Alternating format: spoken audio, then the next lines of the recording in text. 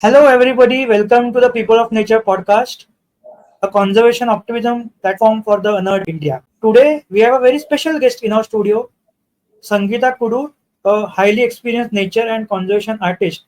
She is the first conservation artist to appear as a speaker in our podcast. Welcome, Sangeetha, to our podcast. Hello, thank you so much for having me on this. Yeah. So let me just introduce our speaker.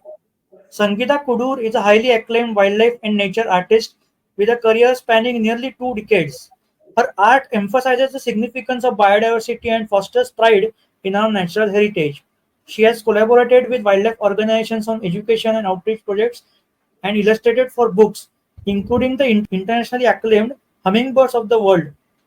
In recent years, Sangeetha has stepped up to a curatorial role where she has led teams to build visual panels, installations, and interactive designs that spread awareness about India's incredible wildlife and wilderness. Sangeeta's passions for the environment led her to co-found Green Scraps, a nature journaling workshop inspiring a new generation of nature artists. Through her art and initiatives, she strives to create wonder, admiration, and respect for the natural world. We appreciate Sangeeta joining us today, and we are excited to hear about conservation from an entirely different perspective, that of art. We are very interested to discuss her journey as a nature artist. Welcome once again, Sangeeta, to the People of Nature podcast. Thank you so much, Arjit. Yeah, this is nice to be here, and hope that I we can have an engaging conversation. Yeah, thank you. Surely we will, yes. So I will start with the questions. So Sure. you have been working as a nature artist for such a long time, 2 decades. So we are interested to know how this interest in nature and art started for you.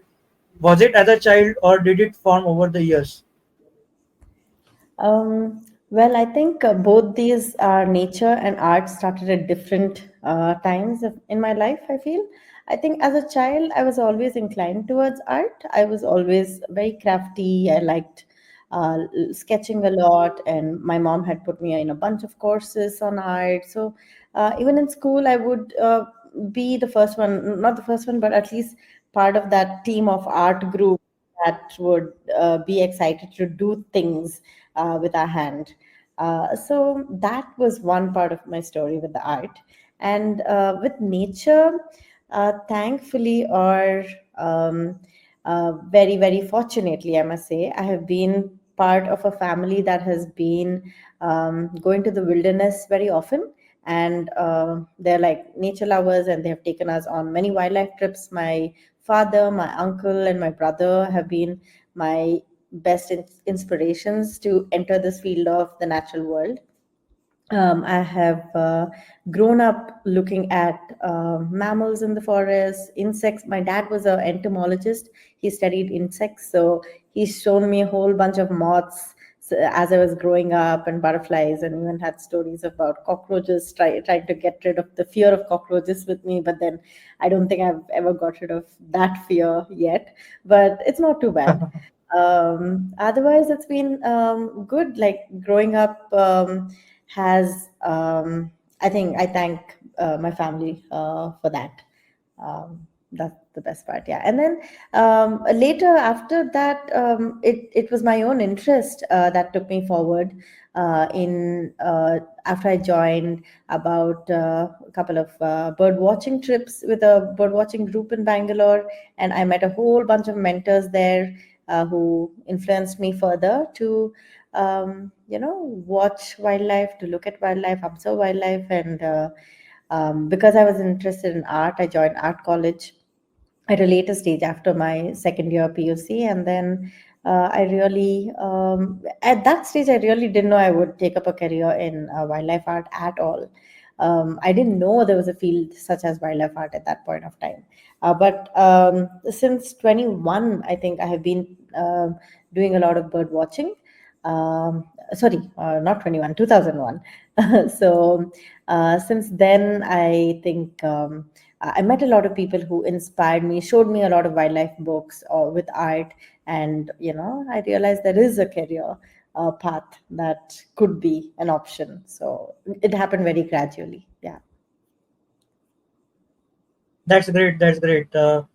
So many speakers who have joined us before, Mhm. especially in conservation, their interest also started in childhood. So that was a very familiar story. But it was great. Your family also played a big role, and it's very fascinating for me that your father was an entomologist because I am also very fond of insects, and I have Mhm. also actually worked with them on the research. So I can totally understand the fascination. And then you Wonderful. link these two things together to create a path in wildlife art. That is very fascinating to hear. Mhm. Thank you. So the next question is to your current work, recent work. So you worked as a creative head for the Eastern Ghats Biodiversity Center, setting up the Nature Information Center at the Kambalakonda Sanctuary. So actually, not many people know about Eastern Ghats as much as Western Ghats, which is much more visited and researched.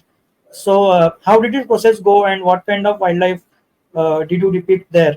And how was this experience leading a big team of content creators, illustrators, and because it seems like this was a very big project.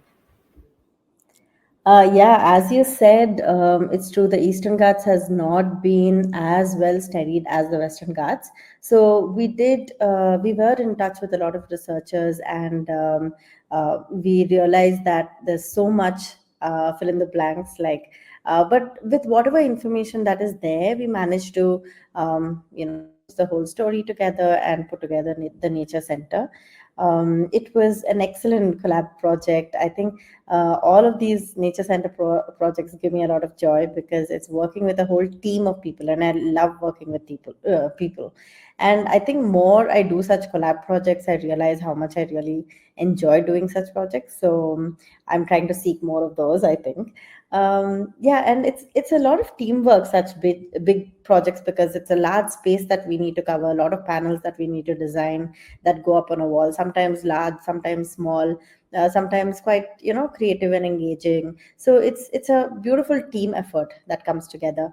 And I think with regarding to content, that's really important for such nature center spaces, because it's not just the visual element, but the content that needs to be crisp and apt and accurate also, along with the visuals, that kind of connects with the audience, right? We cannot have a storybook like narrative on those panels. We cannot have jargon heavy words on those panels. So to try to make it simplistic and as crisp as possible.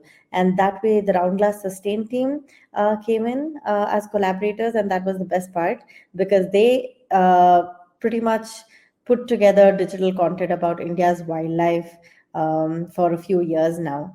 And they have an excellent team of people, and I worked with them for this project, and it was nice. It was nice to brainstorm with them regularly and come up with what we'll depict on each of these panels and walls.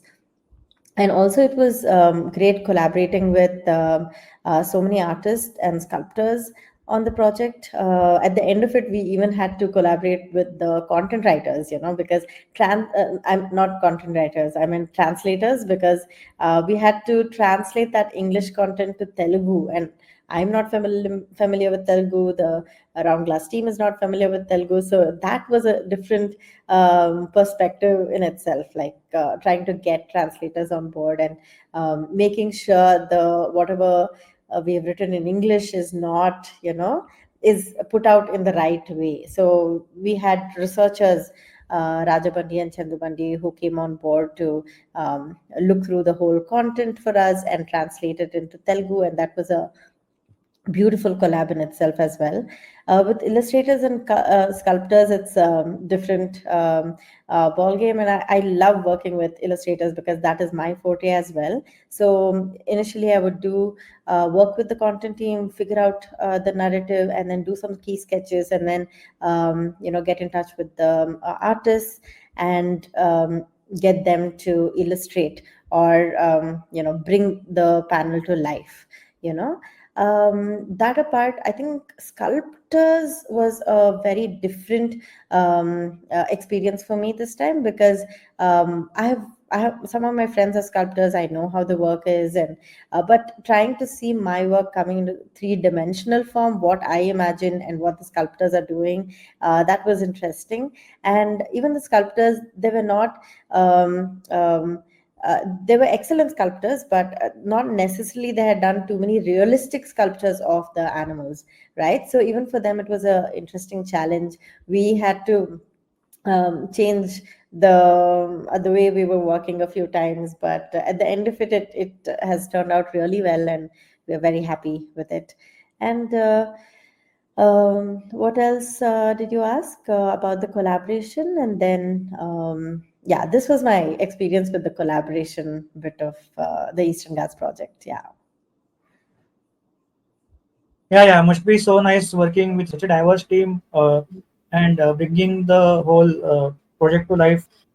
And it was nice, like with the artist community, we had many of these artists have expertise with their own fields, right? Some are very passionate about plants, some with birds, some mammals, some butterflies, some who love doing the marine life and the intertidal zone. So we had a good team working, who had expertise in those fields to work with us. So that was really nice. Yeah. Yeah, that is important because like the artist also needs to know how the animal looks That's to important. give justice to it. Uh, I see there are many some I think Florican or some birds in the map. Some otters, lorries. So lots of diversity in the whole wall. Yes, yes. Uh, I think after, after you asked, I think I should go and count how many species we have illustrated. I've not done that, but we illustrated quite a few species. We had themes running through the nature center. One initially was the map of the Eastern Ghats, where to where it spreads, and then we focused on the vegetation types and the flora, the many different species of plants found in this Eastern Ghats habitat. And then we weave stories like, for example, Kambalkonda. We did it because the nature center was at Kambalkonda Wildlife Sanctuary. We dedicated one big section to Kambalkonda, wherein we try to show the day to night transformation of that particular sanctuary through art, and what species that people would most likely see early morning to late night. So that was a very interesting panel. So we had some very common species that people would see at Kambalkonda to the very rare ones also. So, like the Madras tree shrew or the mouse deer, and even the bamboo pit viper, which is quite a common viper, but not many people get to go there at night at all to get to see this viper. Then the Barracuda limbless skink, which is a very rare sighting that happened in Kambalkonda. So, yeah, some of these panels, we had another panel where we had three-dimensional sculptures along with it, the rare and critically endangered ones, the pangolin, the slender loris, the Jordan's courser, which is almost extinct. We don't know if we'll find it again, but the hunt is still on for it. And the Jaipur ground gecko. So yeah, plenty species that we try to illustrate in the nature center. Yeah, yeah, that's nice. You showed so many species, and of course, some of them are really endangered. And it is important people who visit know about them so that they get an idea of the value of these places, like the sanctuary, and also like the center itself, the importance of these places in providing information and knowledge to people who may not know about all these animals. Yeah, thank you. So you have also worked with big companies and organizations like Atri, Pratham Books. I have actually read some of their books. They are very interesting, especially kids' books, nature books they have, which are very nice. So can you tell us a little bit about your projects there? Like there was this wildlife in city pond illustration which you did for a book. It was very simple and nice about like birds and the fish and all the wildlife in just a Yeah. small city pond, And you Mhm. also did some poster art of PhD students' work of multiple years. So this seems like a very massive task. So how did you work on these projects, and like what was your experience? Yeah, with Pratham Books has always been wonderful for sure. Like their work, right? They work with so many content writers and so many artists, and just to be able to be one among them was a special honor to do the work with them. I worked with them on three storybooks. One is The Wildlife in a City Pond, then Every Tree Counts, and The Great Rafasa. That was the most recent one, The Great Rafasa. The Wildlife in the City Pond was the very first illustration book. So I must admit that I was really scared because until then I'd never done any children illustration book at all. So my style remains to be more realistic representation of wildlife and animals. So I continued the same style and tried to compose the book with my actual style itself. So seems like a lot of people have taken a liking to it, and I really enjoy listening about it. And with Atri, it has working with scientists and researchers directly is always brilliant. You don't have to do the tough part, especially with all the reading and the research. They give you all the content and the material already, and you have somebody to check the accuracy of it and everything, so that makes some part of the job easier. So this poster project was a fun project. Definitely a blank canvas can intimidate even any artist, though I've had so much experience as well, though I've been illustrating for so many years. It's still it was a very different work. Not like something that I had done before. It was more like a collage of all the work that was done by the many PhD students over the 10-year PhD program that Atri had been conducting so far. So it was just to curate that, just to get into the that kind of an artwork like a collage, and to read up about all the works of all the research students, the PhD students was fun actually. So I was happy myself with the end result, and I'm very glad that Atri gave me the free hand and trusted me with this, and asked me to go ahead with the design for this. I worked with them with the Atri team many years before as well, and even that has been rewarding and quite nice. So yeah, no complaints. Yeah, Atri does some great research, and it's great they give you opportunity because the PhD students' work also needs to be highlighted their hard work, and doing it through art seems like a great way to do it. And Yeah. yeah, actually, I also work in for a children's magazine, so I know how illustrations need to be.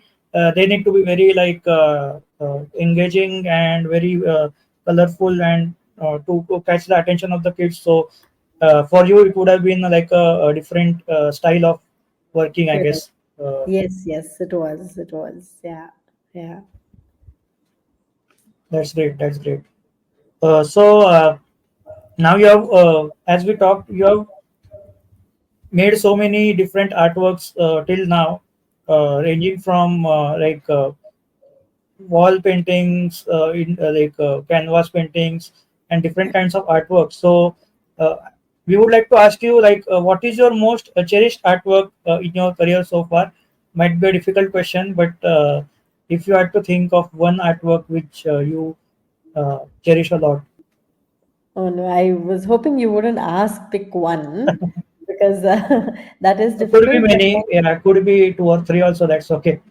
it's a actually see, like every work that is challenging, that kind of puts you in a difficult spot or out of your comfort zone, becomes one cherished work at the end of it. So that way, many artworks have had their different um, levels of making me happy or feeling grateful for getting the project for sure. Amongst if I have to pick just a couple of them, I think one would be the very first one, the mural project that I did in Bandipur. Why I picked that is that was my stepping stone into the wildlife project, wildlife art world itself.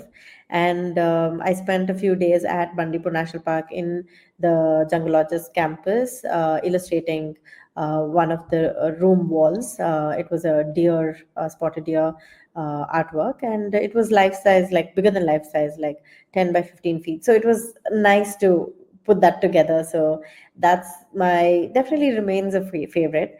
And the one that got me a big project, and it was a lot of hard work, was the hummingbird project. It spanned over almost from when I started to when the book was published. It was a 10-year span. So it was Oh, like a lot of work, and that, that there's no instant gratification there. You have to wait, be patient, and once you get to that, once the publishing is done, that is when you can showcase your work, right? So that was as challenging as it was definitely one a project that I learned a lot, tremendously in that project. So that's another. And all these nature center projects give me a lot of joy and satisfaction, because it goes out to a larger audience, like that I can imagine.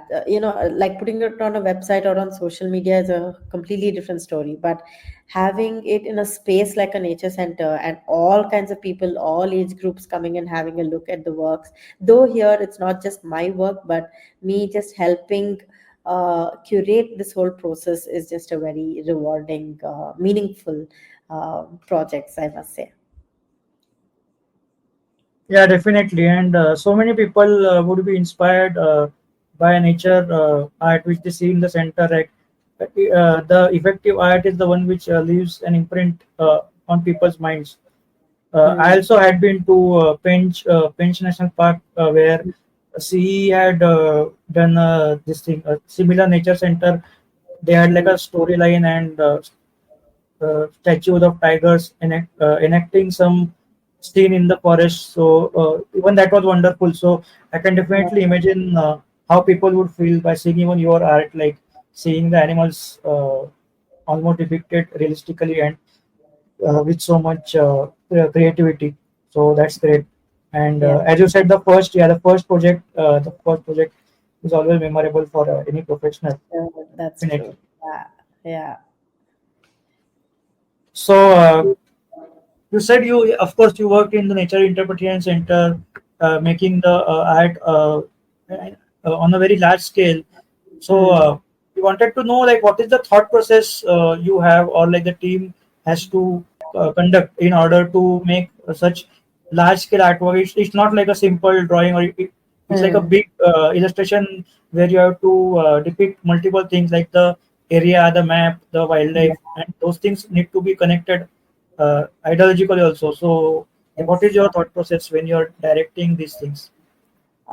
I think first and foremost, the one that makes an impact is that it has to be well composed, not just visually, but also the content that goes on it, and the colors that we use. Everything has to come together in a way that it can create impact. So that is primary, the goal, in some sense. And at the same time, while all this is going on, we need to keep it simple and accurate. And all the everything should be harmonious and flow into each other quite well. So just trying to keep the aesthetics, in mind, but at the same time keeping the science and everything accurate. That's a challenge, but that is what goes on in the mind continuously as to how it's all coming together. And many a times, though you have some vision in your mind, it's always a question mark until the end, how it actually comes together. There are many iterations that happen during the process, and a lot of conversations and brainstorming. And I think, yeah, that's the end goal, is to just make it come together beautifully. And it has to make an impact. The person who is viewing it should be able to look at it again, and just draw the viewer to the wall to get them to read it. If it's, I wouldn't want them to just walk away, right? Something should catch their attention and pause and get them to read what is written, and somehow influence their idea of the natural world that is there. So that's the whole process in the mind that's going on, if it's working or not working the whole time. I see, I see. Yeah, so lots of trial and error, and like drawing different versions and then finalizing. So must be a lot Yeah. of work. But Yeah. It's not as simple as like for a person who's viewing the artwork, it just might seem very simple and straightforward. But we are thinking of the font, about the size of the font, and about just what story to show them. And other important thing is like what species to show them, because there's so many species. Like how do you cut it down and show only the ones that just curating even the species list is a challenge. So just doing all that in the background, people wouldn't know that part of it, and they'd see the final work, which is hopefully something that will remain in their mind for long. yeah, yeah, lots of work behind the curtains, as they say, uh, and lots of uh, uh, tiny details which need to be sorted, and yeah, more than what meets the eye when it comes to art. Yeah, absolutely. So you, since many years, you are also leading a nature journaling workshop under the Green Scraps title. So, Mm-hmm. from what I know about nature journaling, it seems like about more about observing nature and putting it into pictures to describe what is happening around you, that kind of thing. So, Yeah. how has this place, like, how did it come into the picture for you? And any interesting anecdotes from these workshops so far? Yeah, so green scraps happen very naturally and gradually. I mentioned about the bird watching circle that I used to go with, right? So I would, Yes. they would encourage me to sketch a lot because I was into art school during my bird watching days. And those days I used to be very scared to show what I was drawing or sketching. So, but I would doodle it in the side, in the corner, very small. But soon as I gained confidence, those sketches became bigger and bolder, and I would write a lot and sketch very little initially, and then slowly now it's transformed to I would sketch a lot and my writing is reduced. But still, what is the best part about nature journaling is that it's a combination of both. It's combination of visual observations and also writing notes about our observations. So just bringing both of them together so that our observations are much stronger, both by marrying the two together. And it's nice that yeah, we started the green scraps nature journaling workshops in 2010, and that's when it was not there in India at all, and it was like a new concept that we had introduced, and we were also new to it. My friend Shilpa and I, we started conducting these workshops in 2010, and we learned a lot along the way, and there were many mentors in the US who were doing it, and we would just observe their works. And those days social media was not a big thing, so I had a couple of books that would help me teach how to how to teach nature journaling to people and things like that. And a lot of it was also experience of our own, where we used to nature journal a lot, and things that we learned from our own experience that we would take to the people that we are teaching as well. We worked with a lot of children, and we have also worked with adults as well. It has been interesting to know that children are so carefree and so open to sketching and drawing as opposed to adults. But once the adults also get to start sketching, it's a different perspective feeling that they share every time they finish a nature journaling session with us. And learnings from it. Um, it's a whole big world out there, and I think Now there are a lot more people who are taking up nature journaling and taking it to the masses, and I think that's a beautiful progression, and it will, build a bigger army of people who are passionate about nature. So that's a good thing. And it's interesting. I think, the other part of the learning was that sometimes the children come up with the most amazing questions. So it's like while you're teaching, you're also learning. It's just, it's like a two-way process, I feel. And then that's one of the best parts of nature journaling or teaching as a whole. Yeah, definitely. Kids, even when in my experience, when I have done some nature trails for kids, their curiosity actually inspires you also, and it really lights you up. How curious and enthusiastic they are about nature. Uh, and it's great. You have been doing it for so many years, so you also have lots of scope to learn. Like over the years, improve on your own. That's great. Yeah, yeah.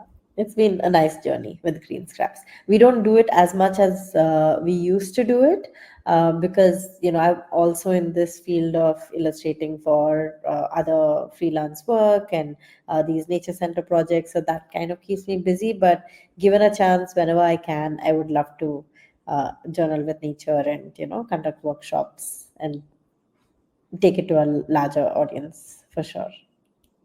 That's great. And in this nature journaling, like, do you ask participants to like draw anything they see, or it's like bird specific, insect specific, It or like that? depends. Sometimes we do it theme wise. Sometimes it is more generic. And yes, we encourage children or people, whoever is attending, to draw what we see. Nature journaling is pretty much about that. It's about observations in the field that go into your journal books. It is not much about imagination. Like we even say that when you look at a bird at a distance, and you don't have a binocular, sometimes you may not see the eyes of the bird, sometimes you may not see the color of the beak, you know so but it's okay. You don't have to, show the eyes of the birds if you're not able to see it when it is in a distance. If you see shading, you show that instead of the details. So just to get capture the essence of what we are observing into our books is the main idea. And also, we are not asking children to create a masterpiece at the end of it. It's what we encourage everyone to do is to enjoy the process and just focus your time on observing, and also keep yourself alert as to what other things that are happening around the time that you're sketching. So you're literally in the moment, in the zone, when you are nature journaling. So that's the best part. Yeah, definitely. It's something which will definitely improve observation skills, kids Mhm. especially. Yeah. And you mentioned some American influences for nature journaling. So I had actually looked at the work of John Muir Laws, Mm-hmm. who seems very prominent in this field. So is he somebody you also referred to for nature journaling? Yes, very much. She is quite an icon when it comes to nature journaling. And also, I had the opportunity of meeting him 2 years back when I went Oh wow, to California. And he was very gracious, very welcoming, and got to spend some 2 hours with him, just talking about nature journaling and all his sketchbooks. And it was a wonderful interaction. I'm glad after following his work for so long, got to meet him as well. So that was amazing. Yeah. that's wonderful. Always good to meet people who inspire you. Uh, Yeah. Yeah. so nature journaling seems like one way of bringing nature art to people and spreading the nature art more into the public domain. So on a similar note, I think when I see art, nature art, especially of wildlife. So when I see some very beautiful art, it like the reaction it gives provides with respect to emotions is very deep as compared Yeah. to if you see a piece of writing, of course you will also feel something. But when you see some art, like it, I think incites some very deep emotions. The other question we had was what, according to you, is the unique role which art can play in raising conservation awareness, as compared to other media like written articles or films, which are a different media. Yeah, like, so the thing is, the art, the way it interacts with people emotionally is very different than writing or facts or like statistics or numbers. That is a completely different role it plays in stimulating, I think, any of the people who are viewing the artwork. I think it's a more powerful connect, I would say, when it is more visual than it is narrative.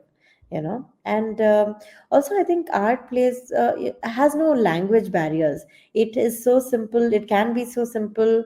It can be as complex also. So finding that fine balance is amazing. And people who don't necessarily speak a particular language can still understand what an artwork is trying to speak. You know, so that's also an interesting aspect about art. It can be as simple as it can be complex. Yeah, definitely, and I agree that it's universal. And like uh, a person from Tamil Nadu who speaks Tamil and a Maharashtrian like me who speaks Marathi, both of these people can be equally moved by an effective piece of artwork related to nature or even in general. That is definitely true. Yeah, yeah, absolutely. And good art always just stays in the person's mind a lot stronger than a piece of writing would be, or writing is, quite long and lengthy many a times. But an artwork, just the visual of it can stay longer in a person's mind. That's true. Long-lasting impact, Yeah, definitely. yeah, Again, a little bit about awareness and outreach related to art. India has very few dedicated conservation artists like yourself.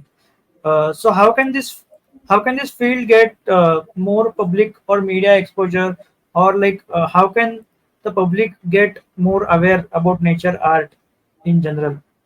What are Hmm. your feelings about that?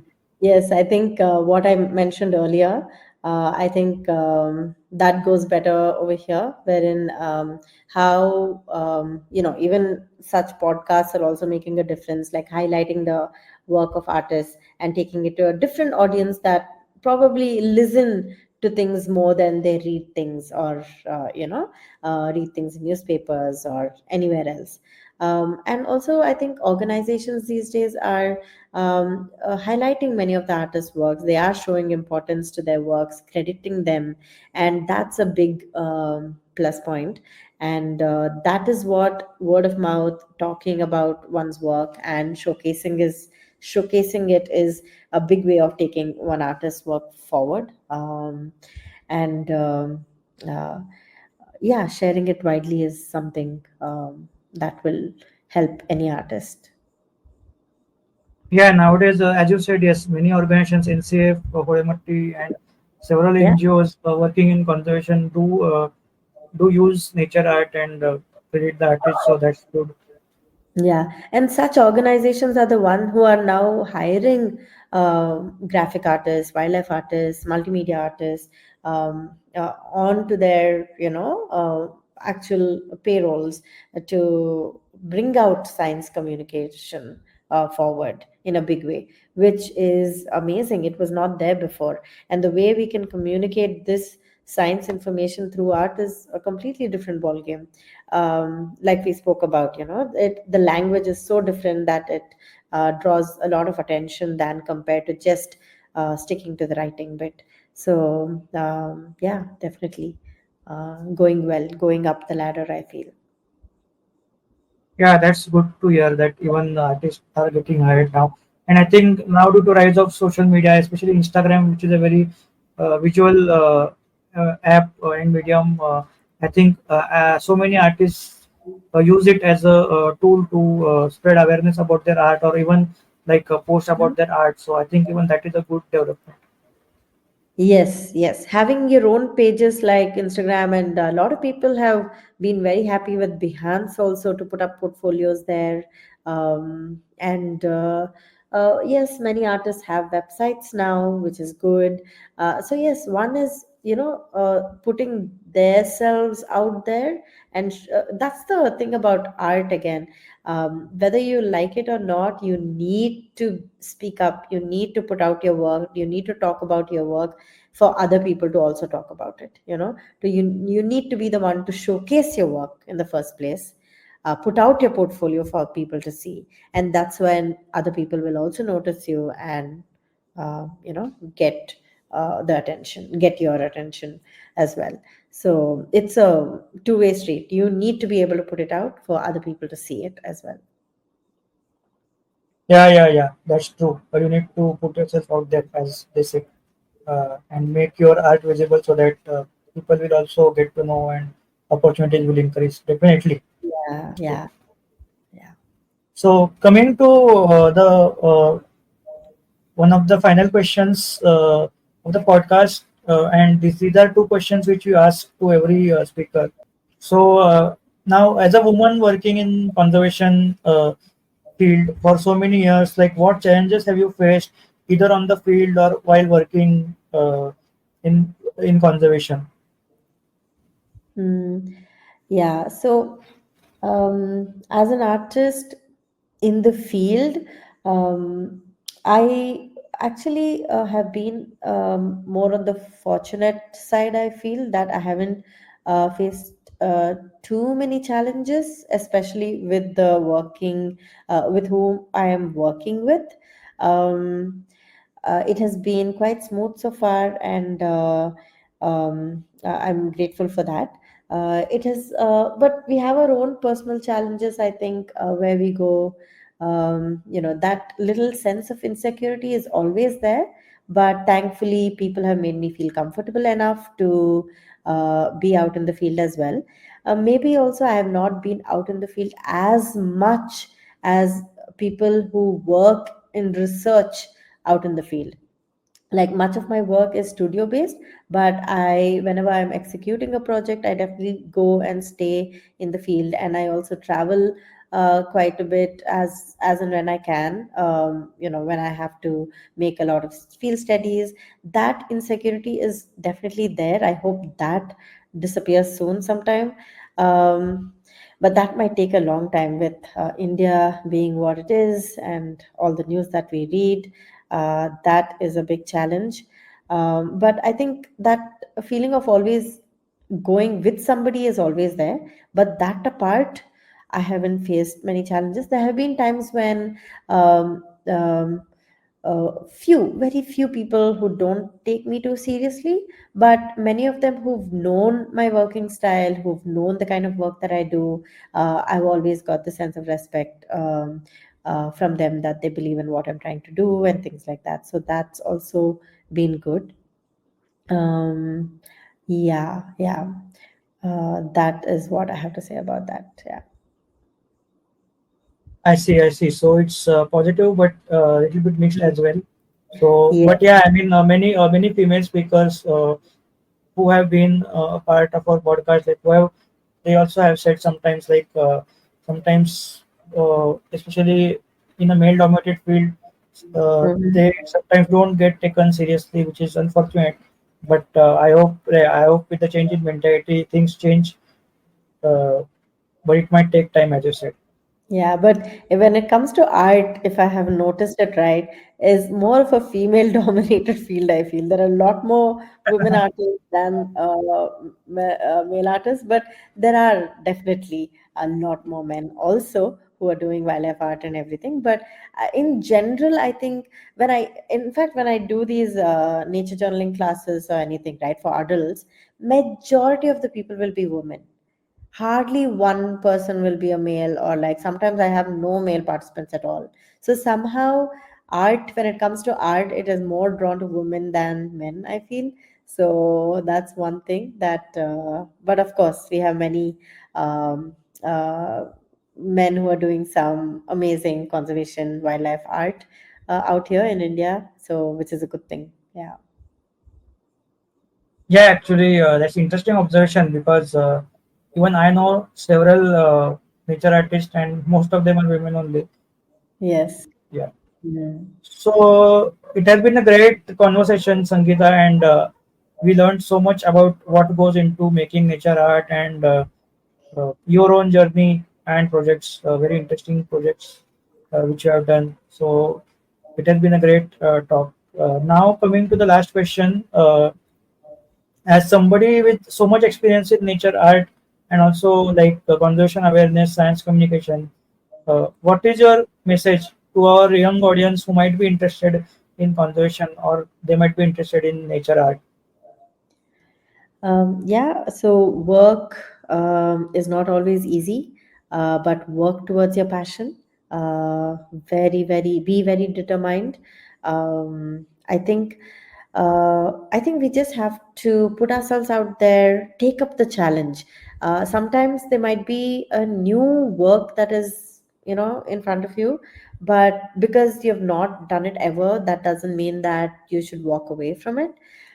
Even if you haven't done it, if you're passionate about, if you're open for the new experience of taking up the challenge of trying to see how you can work towards it, take those few days to tell them that you'll give a key sketch, or you'll attempt and give it a shot, than walking away. I think, just put yourself to the challenge. Always try to go out of your comfort zone. Don't stick to your comfort zone, is what I'd say. And the challenges are beautiful. It might really give you a panic attack or anxious feeling, but once you get through Mhm. it, it's a beautiful feeling at the end of it. So really wish people to, expand their comfort zone with every project that they do.